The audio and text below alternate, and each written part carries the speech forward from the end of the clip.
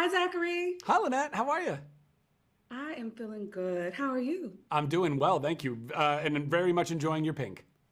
Thank you. My favorite color is purple though, but I'm rocking pink today. I love it. Anywho, all right. So my first question is, imagining a thing and then believing it can be a reality is a major theme within Harold and the Purple Crayon. Can you speak to the power of the mind, creativity, and belief, and how they're all connected? Yes. I think that our minds are incredibly powerful. I believe in the power of manifestation. I think that that is something that thousands and thousands of years of spiritual practice and prayer speak to, and even now, currently, in more, let's say, scientific methodologies and understanding, we see that when you can really focus on something and give it either positive or negative attention, that you will begin to bring that thing into reality. And particularly if you do it with others, I think that speaks to the power of collective prayer even, and when people manifest things together. And so I think that creativity and imagination are some of the coolest ways in which we get to manifest. And that means really understanding the power of our minds, allowing our minds to then, look at a thing. Like I constantly look at things and I look at how they work or how they, let's say, don't work and how they could work better. And then my mind wants to go in the mode of engineer and be like, well, how can I make that better? How can we fix that? How can we, streamline these things, And that kicks on imagination and that kicks on creativity. And those are places that I love to stay in. I love the idea of making better, and which is also not to say that sometimes we need to chill out and just allow something to be exactly what it is. But I think that we are capable of really doing a lot of good in this world should we choose to be used in that way. Very nice, very nice. Now, when I was watching this, I discerned that there was a lot of joy emanating from you as you're playing Harold. And in what ways do you identify with Harold and his character?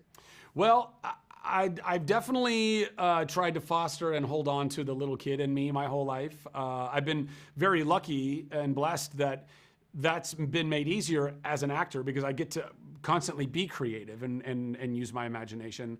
And so that can keep that fresh. But also, I really do, like, my most deep essence of as a human, I want to bring joy to the world. I love making people happy and smile and laugh. And Harold is so much about that, so much about having fun and adventure. And so those are all the things that I tried to tap into me to kind of bring into him. He has a little bit more of I would say even more optimism than I do. I try to be as optimistic as possible, but living in the real world, it's tough. And Harold learns that in the movie. His boundless optimism is very much challenged because he's no longer in his two-dimensional world that doesn't have any consequences. Now he's in the three-dimensional real world, and there are consequences, and there are troubles, and there are tribulations. And so that was a little bit more difficult to just put on that boundless optimism, but still something that was really fun to do. Very nice. Now, you kind of segued into my next question. There's a moment when Harold becomes discouraged and his friends and all of his purple creations begin to dissipate. In the context of parenting, can you speak to how an adult's negativity and doubt can crush a kid's dreams or even their creativity, and how adults can be more sensitive to that because we need to be? Yes, amen to that. Listen, I think that, mental illness, generational trauma, these are real things. Yeah, And we talk have about to that. be graceful with everyone because everyone is a product of their environment. Our parents, who we wish could have done a better job of encouraging us in our creativities or whatever it is, they were doing the best they could with the tools they had at the time.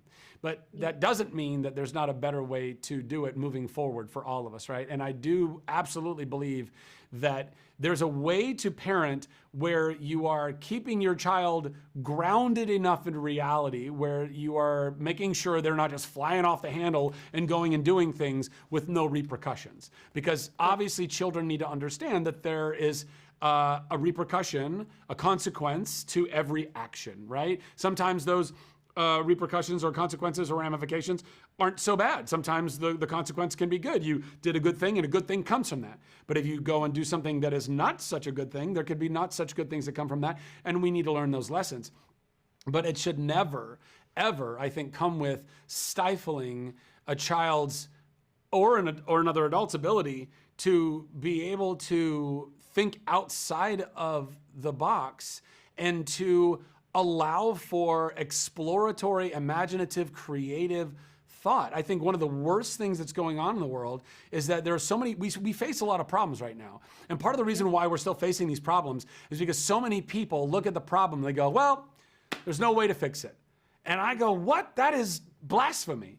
To say that there's no way to fix this, that, or the other thing is to say somehow it's impossible, and that's just not true. It might be more difficult, it might be even improbable, but it's not impossible. If we actually put our minds to it, if we actually care enough, and if you can gather enough like-minded souls to attack an issue, you can fix that thing. You really can. And I think that the more we can instill that in children, like the ability to recognize that, hey, it might be difficult, but you can still do it, like that's going to give them that strength. And I think it's important to be helping the kids to hold on to that. That's good. That's so positive, Zach. Okay, that's good. What are some ways that you protect your own joy and creativity? Surrounding myself with people that are, that believe in me, that support me, that hold me accountable, but that are not negative doubters. You know, a lot of people live in that negativity and that doubt, and because that's their own upbringing and their own right. But I don't have a lot of time for that. I'll pray for them. I will love them. I will, you know, but I don't need to be around a lot of that because we need more people that believe that we can make a better world. We need that. And I think that, you know, taking care of yourself, really loving yourself, believing in yourself, and that requires self-care. That requires like, you know, investing in your physical well-being, if that's getting better sleep, if that's eating better food, if that's getting to the gym. You know, these are all things that can be applicable to keeping you in a better state of mind. Therapy, that's a wonderful thing. I encourage anyone and everyone to go to therapy. You know, these are all, things like that. Yeah, no, I love that. Doubt is definitely a killer. It was a pleasure talking to you today.